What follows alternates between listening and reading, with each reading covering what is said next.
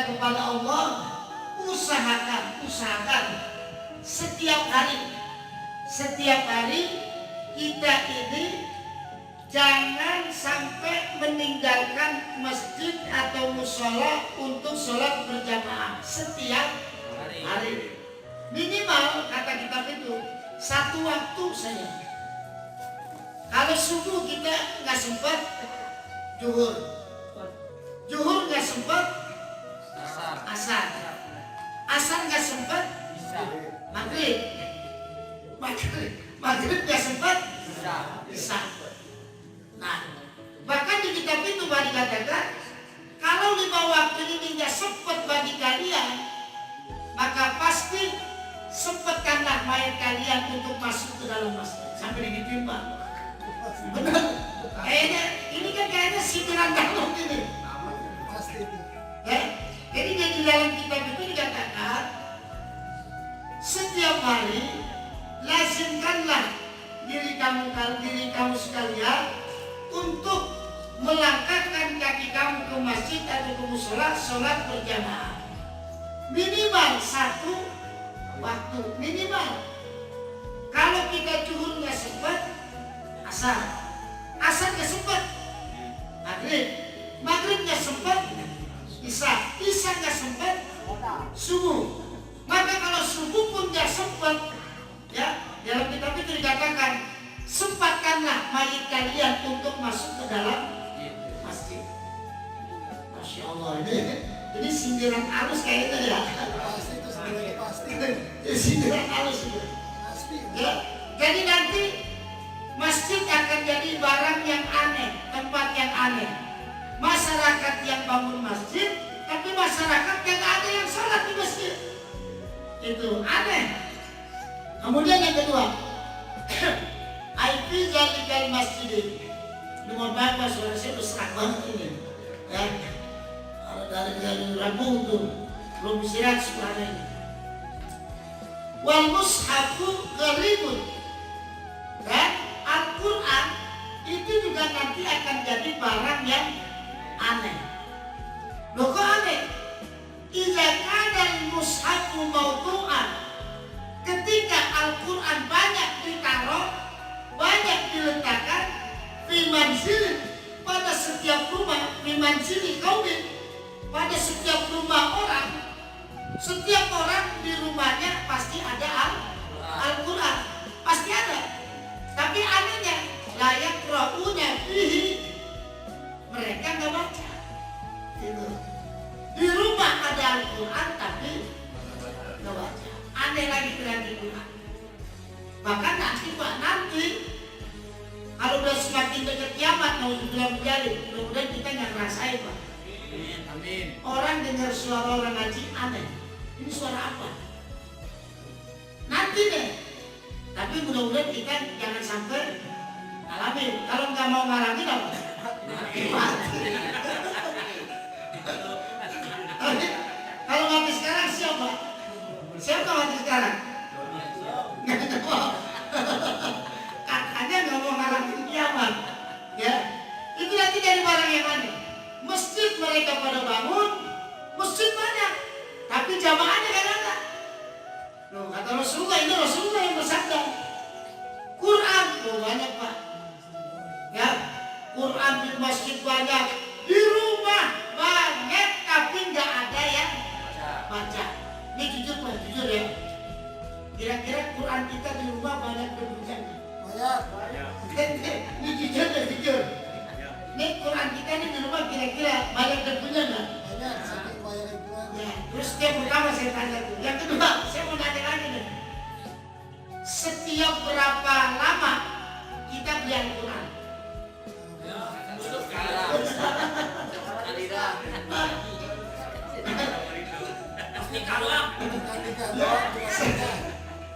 Setiap berapa lama kita beli Al-Quran? Berapa lama? Aneh, masjid banyak yang bangun tapi nggak ada yang sholat. Maksudnya nggak ada yang sholat di dalam masjid. Quran banyak ditaruh di rumah tapi nggak ada yang baca. Itu mushaf. Wal Qur'anu gharibun. Ya, Al-Quran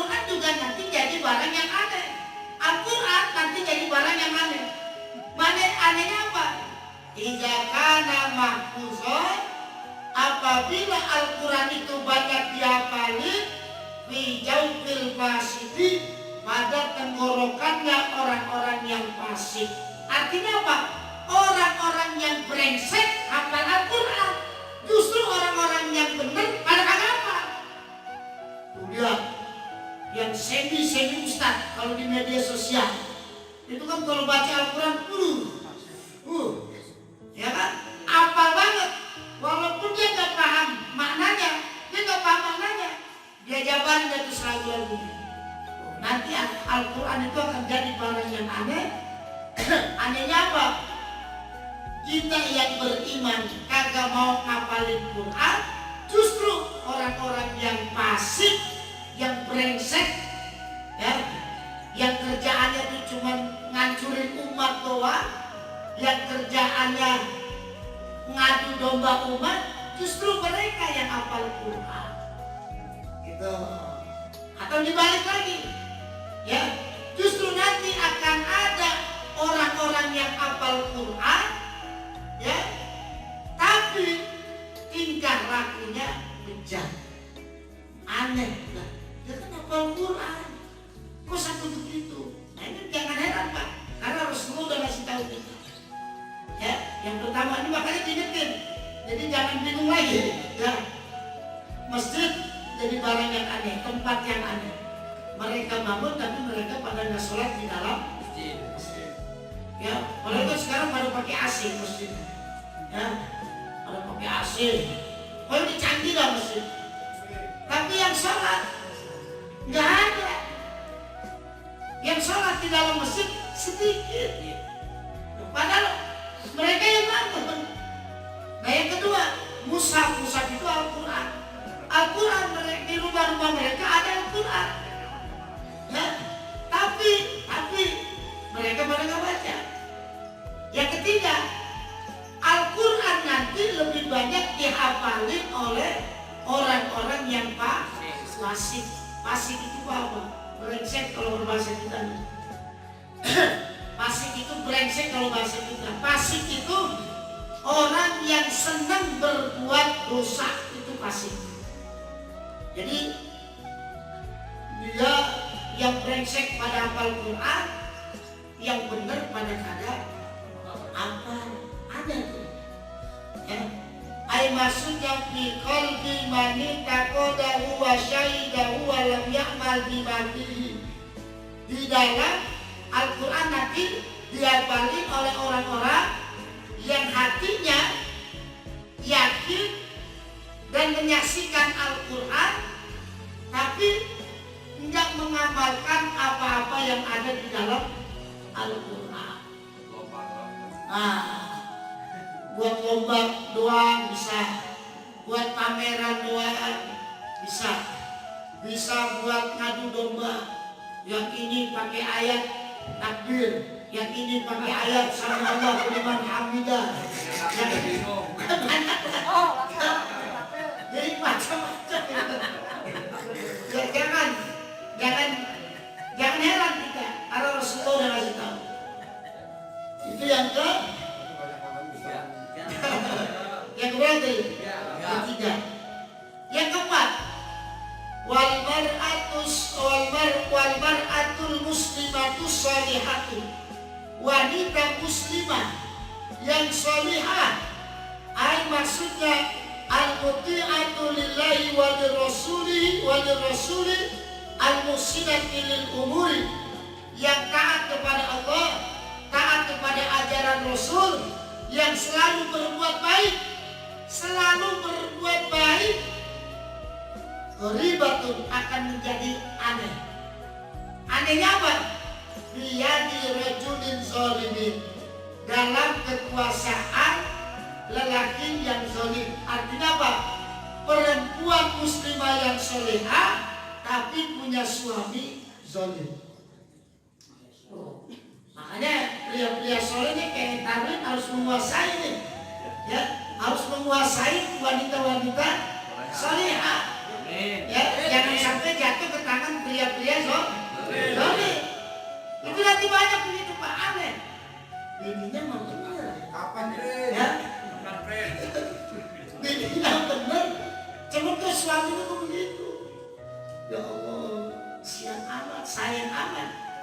istrinya solihah, suaminya brengsek, zolim. Itu nanti akan jadi aneh. Wanita-wanita yang muslimah akan berada di dalam kekuasaan ya, lelaki yang zolim. Idza kanat fi ismati zaujin, berada dalam kekuasaan suami, yujawisu anil haqqi ilal batili, yang suaminya itu ya melakukan perbuatan hak menuju kepada yang batil. Artinya suaminya ini selalu melakukan perbuatan yang batil. Nah, hati-hati ini buat ustazah nih. Buat para ustazah nih, hati-hati. Ya, istrinya mau ustazah, tapi suaminya zolim. Ini akan jadi tempat yang aneh. Banyak wanita muslimah tapi bersuamikan orang zolim. Maka kira-kira nih kita nih sebagai suami soleh nggak Pak? Mau menyelamatkan wanita muslimah yang solehah? Mau? Ya, saya cuma nanya.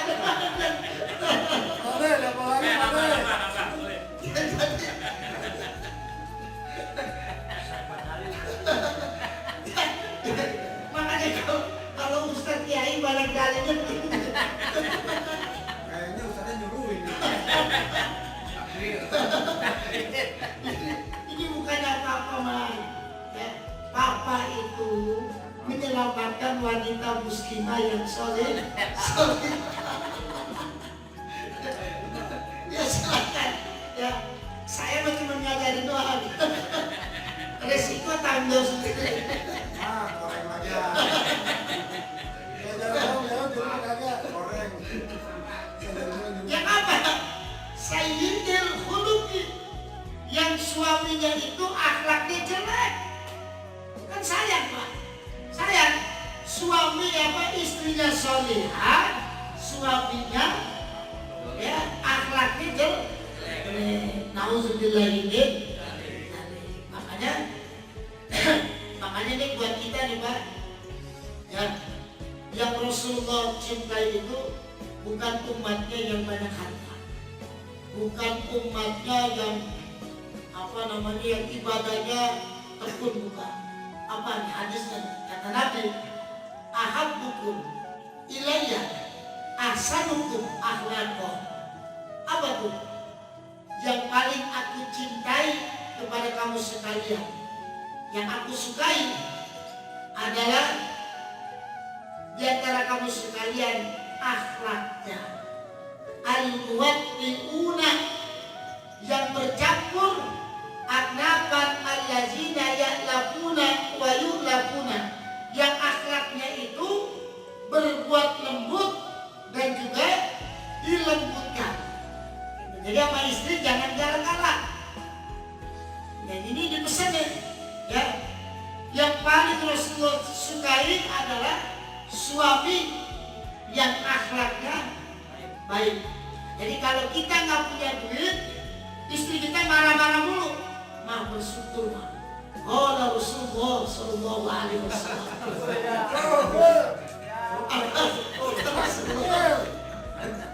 Ya, yang paling Rasulullah cintai, yang paling Rasulullah sukai adalah suami-suami yang akhlaknya baik, yang berlaku lemah lembut. Papa ini kurang gimana sih lemah lembutnya sama mama? Setiap malam mama tidur, papa usah-usah. Jadi bukannya ini bagaimana? Jadi suami kita ini dididik oleh Rasulullah, jadilah suami yang lemah lembut. Jangan suami yang dikit-dikit bentak istri. Jangan deh, ya bahaya itu. Apa istri itu harus lemah lembut? Kalau perlu kata Rasulullah, panggil istri itu dengan panggilan sayang. Ya, dengan Ya, dengan panggilan Saya. Pernah nggak kita manggil istri saya? Borong-borong. Ya, benar ini. Benar. Makanya Rasulullah manggil Aisyah itu bukan Aisyah. Ya Humairah, wahai istriku yang wajahnya kemerahan. Itu saking sayangnya. Maka kalau kita manggil istri, dipesan sama Rasulullah, panggillah istri-istri kamu sekalian dengan panggilan yang disukai oleh istri kamu. Artinya panggilan yang memuji-muji istri, yang memuji-muji istri kita. Jangan kita dikit-dikit bentak istri. Apa sih? Makanan gak enak begini. Dasar istri brengsek. Dengan harga laki dari bikin capek-capek dibatin tuh Pak. Ya.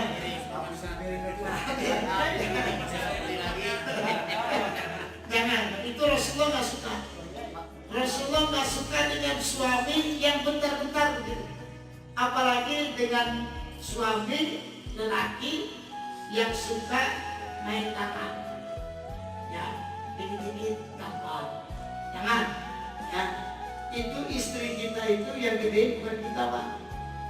Istri kita yang gede itu orang tuanya. Siapa? Mertua kita. Mertua kita udah ngerawatin anaknya, istri kita kan.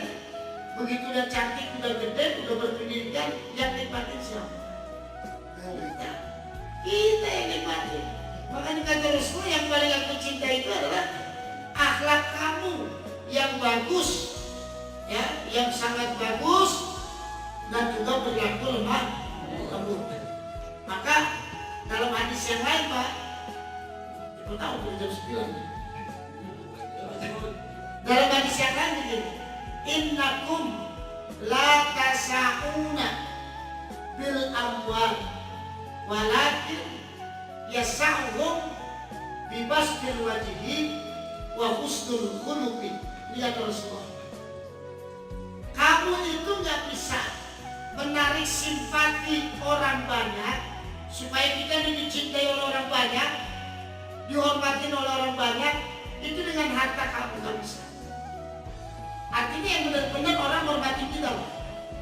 Kalau kita dihormatin orang karena kekayaan kita, itu nggak jujur penghormatannya.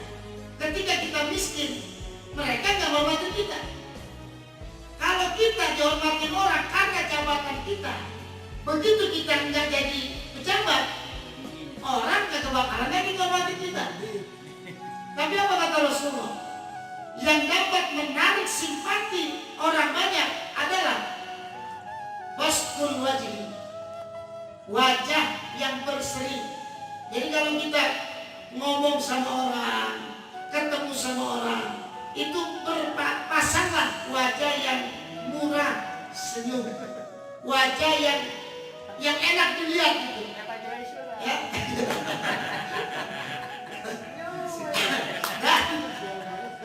Dan juga husnul khuluqi, dan juga akhlak yang baik. Orang hormatin kita karena galaknya kita, begitu jawarannya kita rontok, lumpuh, stroke, orang nggak bakalan menghormati kita. Hanya jujurnya kata Rasulullah, orang akan menghormati kalian bila kalian memiliki akhlak yang baik, bukan dengan harta. Itu. Jadi kalau kita pengen dihormatin orang karena harta kita, Pak, percaya, kita miskin, orang gak bakalan deketin kita. Sama dengan saudara gitu. Kita lagi kaya, dideketin saudara, jangan senang. Jangan senang. Tapi apa? Kenapa jangan senang? Karena apa? Ketika kita lagi gak ada, kita lagi miskin, kita lagi jatuh, orang-orang, kira-kira ada gak saudara kita yang masih mau nolong kita? Itu baru dikatakan saudara sejati. Nah ini susah Pak, akhlak yang baik itu susah. Ya, makanya Rasulullah katakan kalau takwa itu bukan diundang-undang Pak. Ya, saya ini pakai begini, ini bukan menunjukkan saya takwa. muda ini sunnah Rasulullah. Gamis, jubah, sorban, peci, itu bukan simbol ketakwaan. Kata Rasulullah apa? Bahwasanya takwa guna. Wa yusiru ila sadri. Rasulullah menunjukkan isarannya kepada dadanya. Jadi takwa itu di mana? Di hati, Pak. Di hati. Kalau hati kita masih kesel, hati kita masih dendam, hati kita masih suudzon sama Allah, itu belum dikatakan takwa. Kita ada sholat di bawahnya, pakaiannya bagus, ya. Allahu Akbar. Suwe banget imamnya, lama banget lagi. Brengsek, takwa nggak itu? Kagak. Atau umpamanya dai, kiai, penceramah, ya. Wah, kan dia ceramah tuh bagus, wah bagus kan? Saudara-saudara, udah bagus kan? Ya, ngajak orang takwa, begitu nyampe di rumah buka amplop, ya apes amat tuh malam ini. Itu takwa bukan? Bukan. Nih, takwa di sini. Ini yang sulit, Pak, sulit. Jangan dibilang takwa itu benar. Takwa itu secara pengertian imtisalu awamirillah wajibinahu nawahi. Melaksanakan perintah Allah, menjauhkan larangannya. Itu secara pengertian.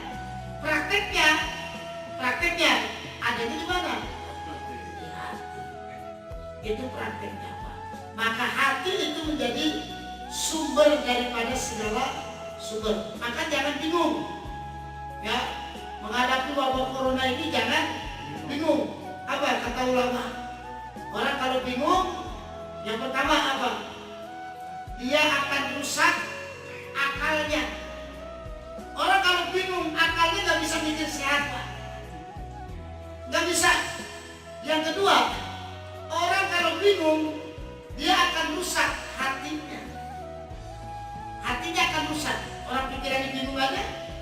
Yang ketiga, orang kalau selalu bingung, dia akan rusak badannya. Jadi efek daripada orang galau, orang bingung, ya, hidupnya nggak pernah ceria. Pokoknya kita nggak punya duit, nyingkir aja dah. Nggak ada yang larang. Jangan nggak ada duit kita bengong. Nggak ada duit, nyingkir. Jangan. Nggak demen begitu, Pak. Ada duit, nggak ada duit.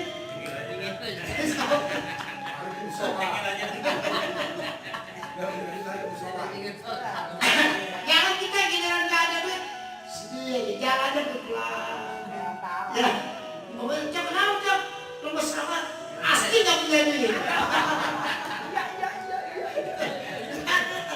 Ya, itu Rasulullah nggak pengen begitu, nggak pengen begitu. Ya, tapi Rasulullah, ya, ulama-ulama yang ngajarin kita nih semuanya nih, ya, berpesan kepada kita, orang yang bingung akan rusak 3. Yang pertama akalnya, kalau udah akalnya rusak, hatinya rusak, ya. Kalau hatinya rusak bagaimana? Udah ngedumel dah. Ngaji mulu, kerja kita dapet. Ngaji mulu, itu mungkin hapus. Ngaji mulu, kayaknya malah tambah suek hidup saya ini. Itu hatinya udah rusak. Karena udah kebanyakan. Ya kan, Pak? Bahaya. Kalau udah hatinya sakit, baru badannya juga sakit. Mau makan malah bingung. Ya, makanan enak.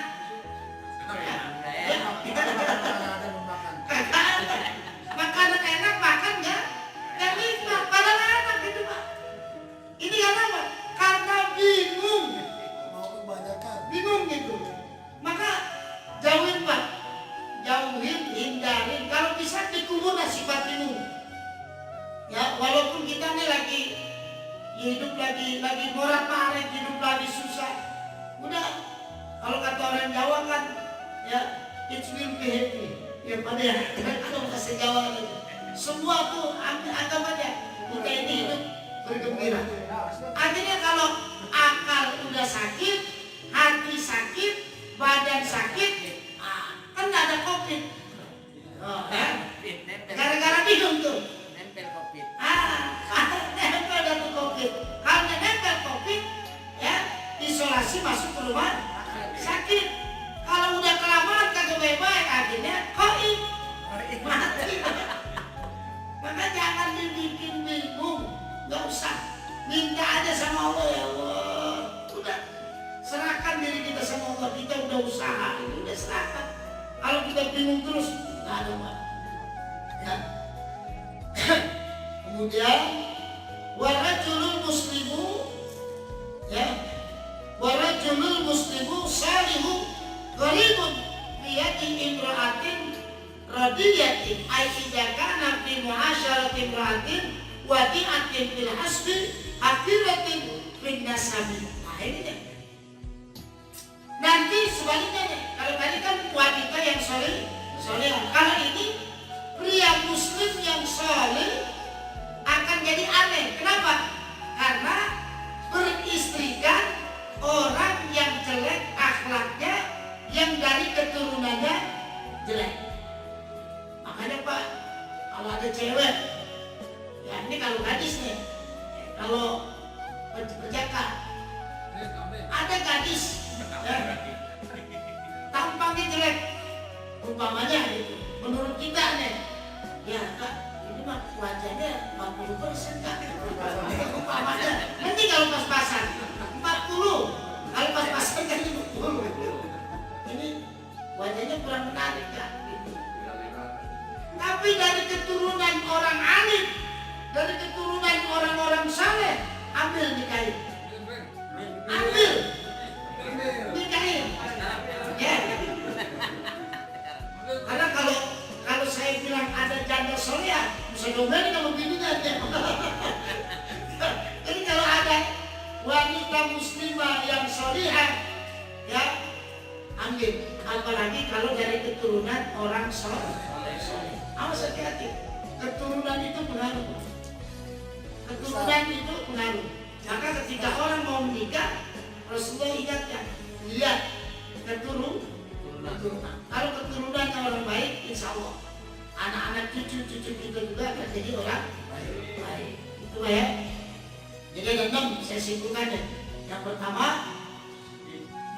masjid jadi barang tempat yang aneh-anehnya mana? Mereka yang bangun tapi mereka nggak sholat di masjid. Yang kedua, Al-Quran jadi barang yang aneh. Anehnya di mana? Di rumahnya ada Al-Quran tapi nggak pernah baca. Yang ketiga, Al-Quran jadi barang yang aneh. Anehnya di mana yang ketiga? Justru Al-Quran itu lebih banyak dihafal oleh orang-orang fasih.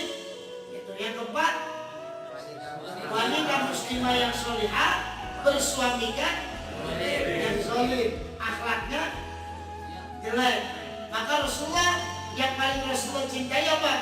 Suami-suami yang akhlaknya baik dan lemah lembut. Ya, jangan bentar-bentar istri dibentak. Ya, apalagi sampai bego nih, jangan kesel Pak. Jangan dah. Ya, kalau lagi kesel, ya apa kek? Pintar kamu. Dasar brengsek kan. Ya terserah lah, namanya udah pada tua, udah pengalaman, lebih pengalaman dari itu. Ya.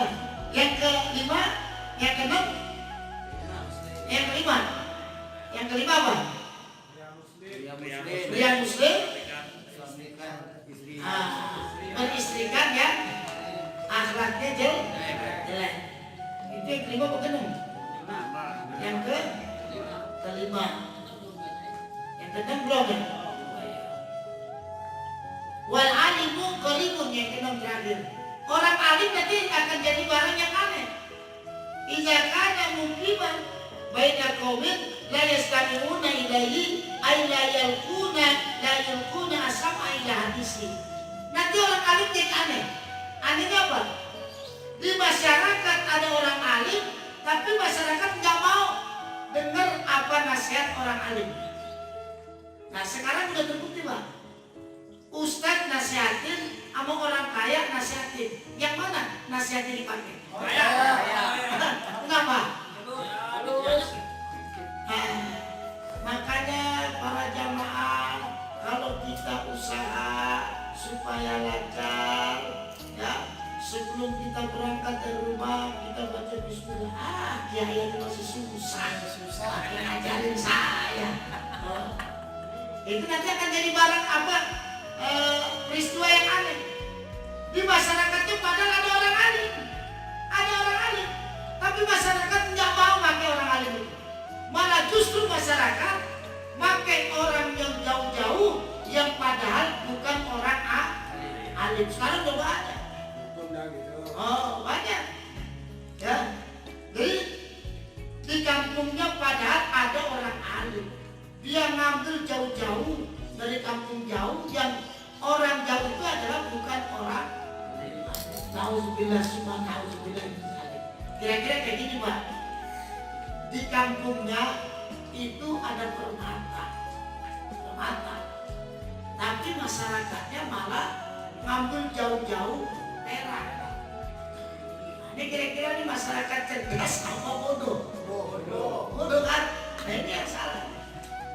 Ini nanti akan jadi kasih, ada keasinan orang alim tapi di masyarakatnya enggak didengar nasihatnya. Padahal itu orang alim. Itu ya. Yang mudah-mudahan aja kita diberikan kekuatan iman oleh Allah Subhanahu wa taala. Islam kita juga dikuatkan oleh Allah Subhanahu wa taala. Dan Allah jauhin kita dari sifat bingung. Ya. Supaya kita nggak bingung, nggak punya duit, nggak punya rezeki, Allah kasih, nggak bingung jadinya. Ya, yang bingung itu kan kalau orang nggak punya duit, hidupnya lagi jatuh, itu bingung. Tapi kita jangan bikin bingung. Ya, paling kagak ini Pak, ya paling enggak ya, itu jangan ditinggalkan. Bener Pak, sholawat Jibril 1000, jangan ditinggal. Dan ini kan jarang begini. Bagus baca sholawat Jibril 1000 nih. Sallallahu alaihi wasallam. Nah, ini usaha lancar nih, semangat. Wah ini nih, mantap ini sholawat, tidak bisa salah nih, mantap ini. Oh, nggak bakalan ditinggal. Begitu ada urusan lagi nih, ya, waduh ini ada tender nih. Apa kenangannya? Baca sholawat. Sallallahu alaihi wasallam. Nah kemudian gagal. Ya ini nggak ampun nih sholawatnya. Nah ini. Jangan Pak. Ya, insya Allah orang yang rajin baca selawat itu Pak, masya Allah itu nanti penjabarannya saya jelasin. Ya, orang yang rajin baca selawat, insya Allah hidupnya ditanggung oleh Allah Subhanahu wa taala.